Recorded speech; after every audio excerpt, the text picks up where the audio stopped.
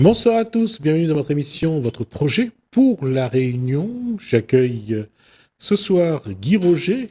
Bonsoir, Gismi. Bonsoir. La question, souvent, on va reprendre, on va aller jusqu'à la fin de l'année.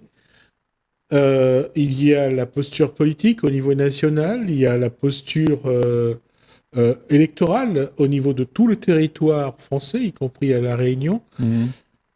Quelqu'un comme Guy Roger, qui est plus dans la réflexion, est-ce que la politique, ça l'intéresse? Bien sûr, ça m'intéresse, tout m'intéresse. Mais en fait... Quel est le regard de Guy Roger sur la politique à La Réunion? La politique, moi, j'en ai fait à l'époque, et je me suis aperçu que, en fait, la politique n'arrange pas grand-chose. C'est des histoires qui se répètent parce que tout le monde a toujours besoin de quelque chose. Et donc, quand on n'a pas les choses qu'on a besoin pour pouvoir avoir du plaisir, donc on vient chercher quelqu'un pour nous sauver. Qu'est-ce qui se passe? Si on n'a pas assez, on va devant les mairies, on tient les panneaux, on n'est pas content, mais on ne sera jamais pas content, finalement. On va voter le 9 mars 2026. Les candidats se révèlent au fur et à mesure. Ils vont se succéder aussi. Ouais. Et puis, les maires en place inaugurent pas mal d'espaces, c'est le moment de se montrer. Oui, bien sûr, bien sûr. Cette politique-là, ce qui est bizarre, c'est que depuis 50 ans, elle n'a pas changé. Qu'est-ce qui explique que l'être humain, au niveau politique, est incapable d'être intelligent? L'être humain est intelligent, mais je parle au niveau politique, il n'est pas intelligent. C'est-à-dire que la politique, c'est quoi la politique? C'est de pouvoir faire en sorte que la communauté puisse vivre ensemble, de manière harmonieuse. Aujourd'hui, ce n'est plus cette image-là. Au départ, c'est ce que politique voulant dire la gestion de la cité. C'est ça? Oui, au départ, c'était ça. C'est de concourir aux meilleures décisions pour que les gens vivent mieux. Oui. Aujourd'hui, on a l'impression que c'est plus des arrangements entre copains, pour que chacun ait un confort de vie. D'accord. Donc, en fait, la plupart d'entre nous, on recherche une sécurité pour avoir ce confort. D'accord? Ce confort, c'est le bien-être qu'on peut avoir avec les choses qu'on peut obtenir, c'est-à-dire nos privilèges. La notoriété qu'on a nous donne du privilège et nous donne aussi la sécurité. Ouais. Et ça, on veut garder. Et la politique, comme tu dis, c'est de pouvoir faire en sorte que tout ça perpétue. Parce que tout le monde attend de celui qui est en position de pouvoir faire perdurer le confort, la notoriété, et que personne ne vienne déranger ça. Il ne faut pas qu'il y ait de voyous. Tu comprends? Donc les voyous sont éradiqués, les gens qui veulent autre chose sont éradiqués, parce que ça profite seulement à celui qui va gagner plus. Et celui qui n'a rien, il doit se contenter, parce que toute la société, elle est faite dans ce sens-là, où celui qui a rien, il continue à avoir rien, et celui qui a tout, il continue à avoir tout. C'est ce qui me surprend à chaque fois.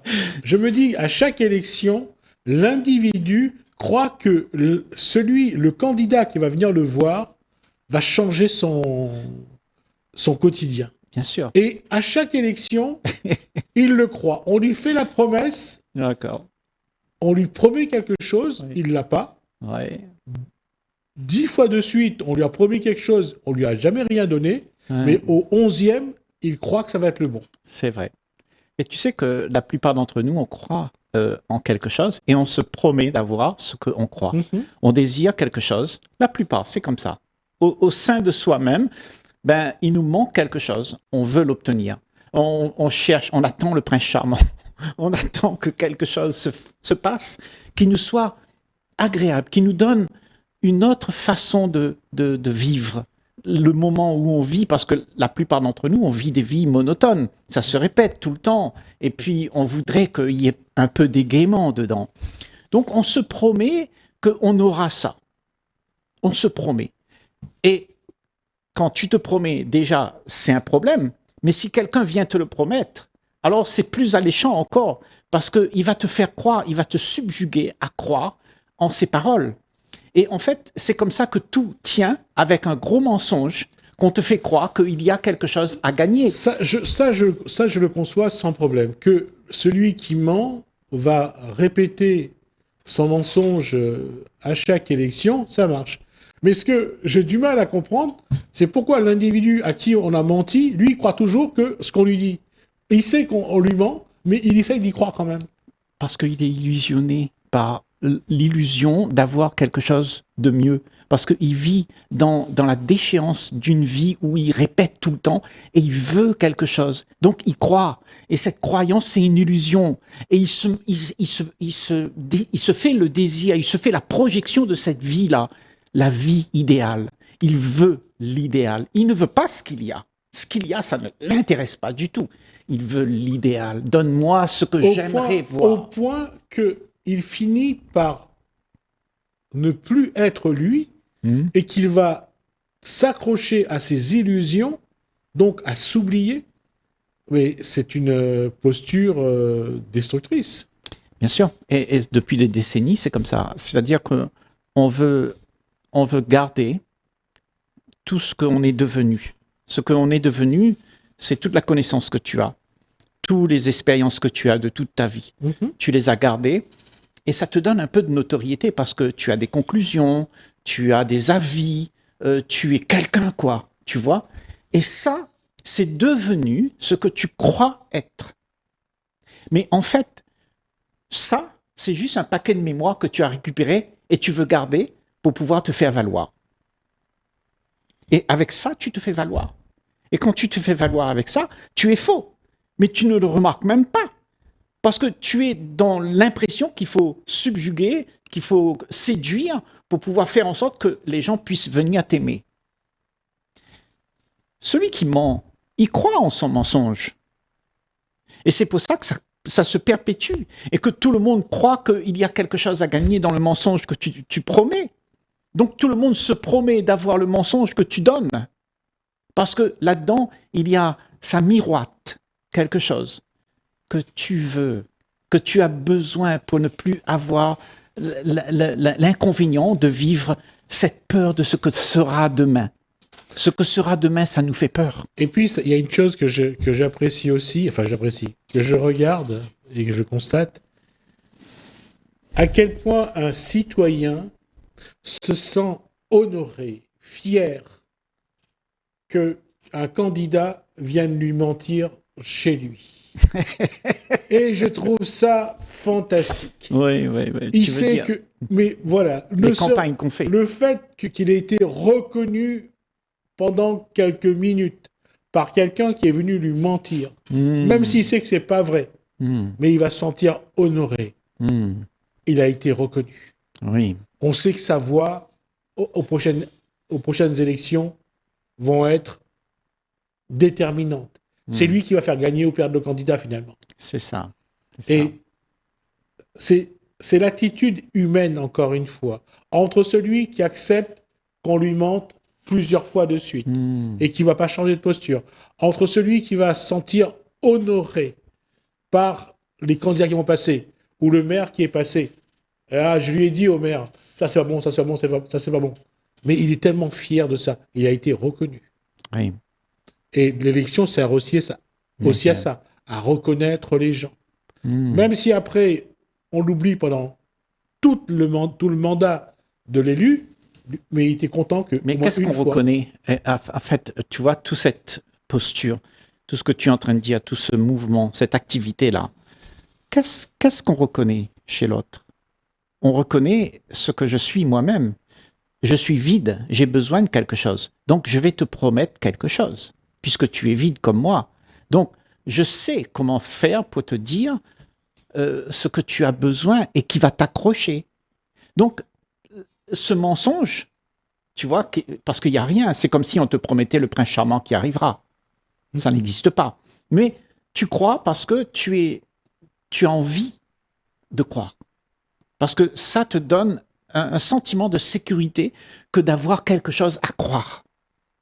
Tu as quelque chose là qui est important, et ça te donne un peu de gaieté, en fait. L'histoire qu'on te raconte te donne un peu de gaieté, te donne un peu de rassurance. Et avec ça, tu vis. Et pour ajouter à ce que vient de dire Guy Roger, c'est, en fait, il est content qu'on vienne lui resservir la même soupe. Il sait que cette soupe, elle est indigeste, qu'elle n'est pas vraie, mais il est quand même content qu'on lui resserre cette soupe. Oui, parce qu'on est aveugle. Parce que tu sais, les moutons... Non, j'allais dire, il n'y a plus de goût. Hein. Les moutons, Ouais. tu vois, et ils sont moutons. Pourquoi? Parce qu'ils ont accepté de croire au mensonge de celui qui les mène à l'abattoir. Il y a une blague de Coluche que j'ai toujours aimée sur les moutons. Les moutons sont cons. Même leurs savelles n'ont pas de goût. C'est ça. Et, Ouais. ce sont des gens qui sont en train de rêver de la vie que tu leur proposes. En fait, la promesse que tu leur fais, c'est mensongère, mais en fait, la réalité, c'est qu'on t'emmène à l'abattoir. Et les moutons, ils sont friands de l'histoire, ils vivent avec l'histoire, ils vivent dans l'idéal idée que la vie sera un jour merveilleux. Mais en fait, ils ne savent pas qu'ils vont à l'abattoir. Tu sais, la grande... Je vais couper Guy Roger. Prenons la fable de la chèvre de Monsieur Seguin. Et quand on lui dit que s'il sort de là et qu'il va dans la forêt, il va se faire manger par le loup. Oui. Qu'est-ce qui est plus fort chez la chèvre à ce moment-là? Chez la chèvre, la chèvre qui va dans la forêt et qui risque de se faire mordre. Monsieur Seguin lui fait savoir que s'il sort de son enclos, voilà, il sera mangé par les loups. Qu'elle va dans la forêt, elle finira par être mangée par le loup. Ouais. Mais qu'est-ce qui fait que la chèvre va malgré tout dans la forêt? Ah, ben parce que tu sais, nous, la plupart d'entre nous, on est comme ça, on veut expérimenter la vie. Hein? Je suis d'accord. Voilà. Et on se fait avoir. Et avec cette expérience-là, on modifie un peu nos comportements. Mais il semblerait que certains ne font pas l'expérience, mais ils modifient déjà leur comportement par rapport à l'histoire qu'on leur raconte. Ouais. Tu vois? Donc, il est très important de faire l'expérience, d'aller dans l'inconnu et voir qu'est-ce qu'il y a. Et quand tu as vu qu'est-ce qu'il y a, finalement... Je vais interrompre Guy Roger là-dessus. Et par contre, là, c'est une posture un peu plus philosophique. L'allégorie de la caverne de Platon. Il y a celui qui est sorti, qui a vu la lumière, et qui revient pour expliquer aux autres que dehors, ça en vaut la peine. Et que c'est quelque chose de bien à vivre. Si les autres ne veulent pas voir dehors, ne veulent pas voir la lumière. C'est pas qu'ils veulent pas, mais ils peuvent pas le voir. Parce que leur idée, ce n'est que la caverne. Et ils ne connaissent rien d'autre. Comme la plupart d'entre nous, on ne connaît rien d'autre que ce qu'on connaît. Ce qu'on connaît nous rassure.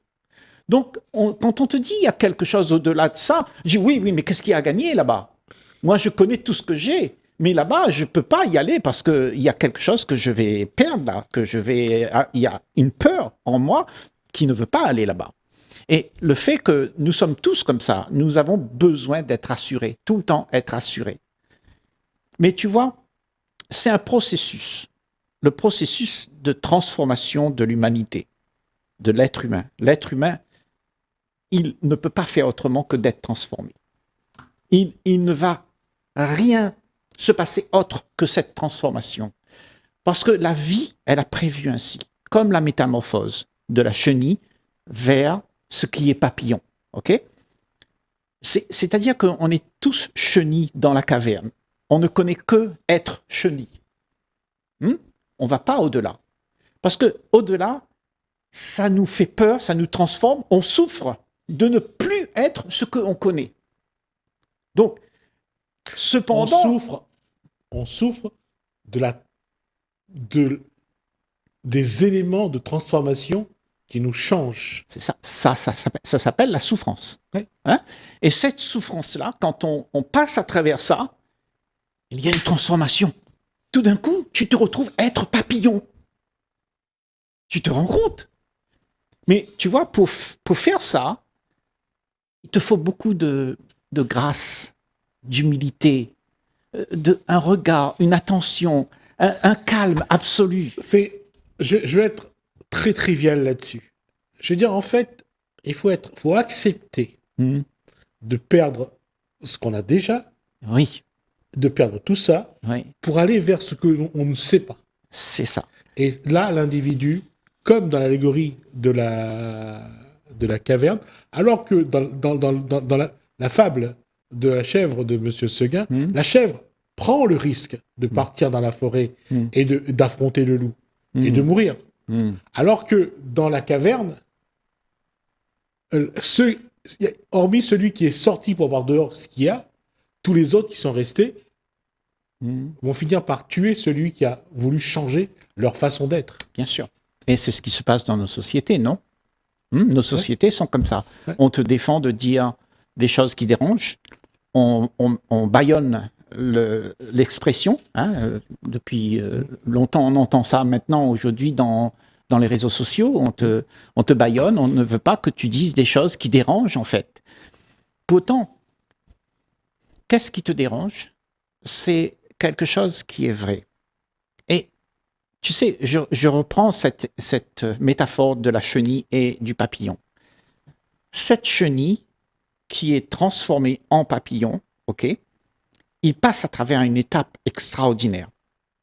Et la plupart d'entre nous, on ne veut pas aller là. Mais qu'est-ce qui te dérange? C'est que ce que tu es là-bas, de l'autre côté, il y a la chenille, mais de l'autre côté, tu es le papillon. Ce papillon dérangera la chenille dans son comportement, parce que la chenille, en fait, doit mourir. Mais c'est comme pour l'être humain. S'il veut changer, il faut qu'il tue ce qu'il est d'abord pour pouvoir changer. Pour pouvoir être ce que tu es pour de vrai, il faut que tu abandonnes ce qui est faux. Tout à fait. Hein? Donc, ce qui est faux, c'est quoi? C'est les histoires qu'on se raconte. Et tout ce qu'on se raconte nous font peur de ce qu'il y a dans l'inconnu. Parce que, en fait, on se raconte la sécurité, le confort, la zone de confort qu'on a gagnée, ben c'est de continuer comme ça, de perdurer, toujours être chenille, quoi. Tu vois, jamais se transformer. Parce que transformer, qu'est-ce qu'il y a? Tu vois, donc tu connais ce que tu es et tu veux rester ce que tu es devenu. Ce que tu es devenu, c'est la chenille qui rampe. Hein? Mais ce que tu es pour de vrai, c'est le papillon qui s'envole et qui est libéré de ce qui fut. Ce qui fut, c'est le passé, c'est la chenille. Ça fut existant. Mais ce qui n'est pas existant, c'est ce que tu ne connais pas encore puisque tu es chenille. Dès que tu as vu que cette chenille est un mensonge, puisque de toute façon, qu'on ne le veuille ou pas, elle va mourir. Que ce soit à la tombe ou que ce soit psychologiquement maintenant. Oui, mais comment expliquer à un être humain que dans son évolution, pour faire naître ce qu'il doit être, il doit tuer ce qui a été? Oui, mais il ne doit pas naître ce qu'il doit être. Il est déjà cela. D'accord. OK? Mais ce qui va se passer, c'est que quand ce que tu crois est mort, il y a quelque chose qui se passait. Tu n'as pas besoin de le faire exister. Tu n'as pas besoin de croire qu'il y a un devoir d'être ce que tu devrais être. Ça existe. Mais c'est parce qu'on s'est bouché les yeux dans la caverne, comme tu dis, et on ne voit pas la lumière. On ne veut pas voir. Et le pire, c'est pas qu'on ne voit pas, c'est qu'on ne veut pas voir. Oui, parce que ça dérange. Et cette posture-là, aujourd'hui, elle est tellement vraie pour la plupart d'entre nous. Oui. On essaye toujours, de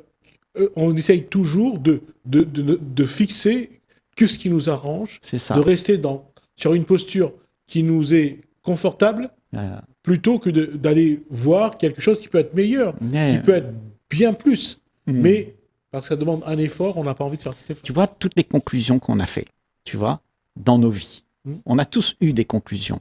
Parce qu'on a eu des expériences et on a fait des conclusions. On a dit ça c'est bon, ça c'est pas bon. Si je continue comme ça, je vais me faire avoir. Si je continue comme ça, eh ben, peut-être qu'il y aura quelque chose, tu vois. Donc, on a fait des conclusions, on a des idées, des comportements qui se répètent tout le temps parce que ça rassure. Donc, toutes nos conclusions sont à être abandonnées. Et c'est de ça qu'il s'agit. C'est pas du côté physique que le papillon doit mourir dans la tombe, la chenille doit mourir dans la tombe. C'est le fait que ce que tu crois être, c'est ça qui doit mourir. C'est ça. Alors, Guy Roger, on est arrivé déjà à la fin des 20 minutes. Je préfère le dire maintenant. On va revenir sur cette posture dans la prochaine émission.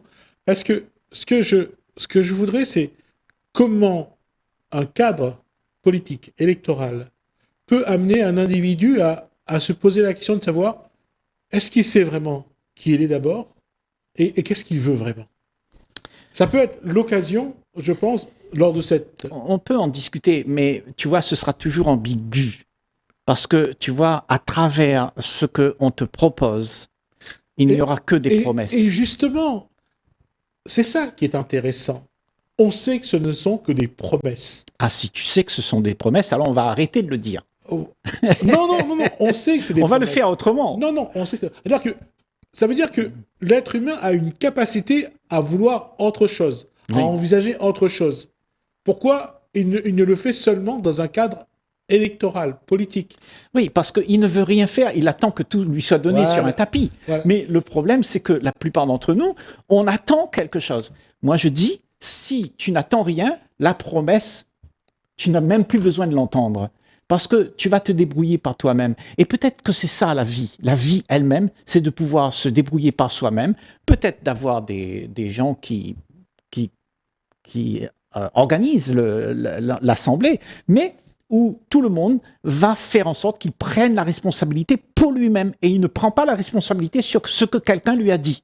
Parce qu'il sera déçu. D'accord. Merci Guy Roger. Ça amène à cette question-là. On posera on débattra la question la semaine prochaine. C'est justement quelle doit être la posture de l'individu. Est-ce que c'est d'attendre de nouvelles promesses ou de vouloir prendre part à la construction du chemin qu'il doit suivre? C'est ça. Merci Guy Roger. Merci à vous de nous avoir suivis. Merci Alain, merci François. Je vous dis à bientôt.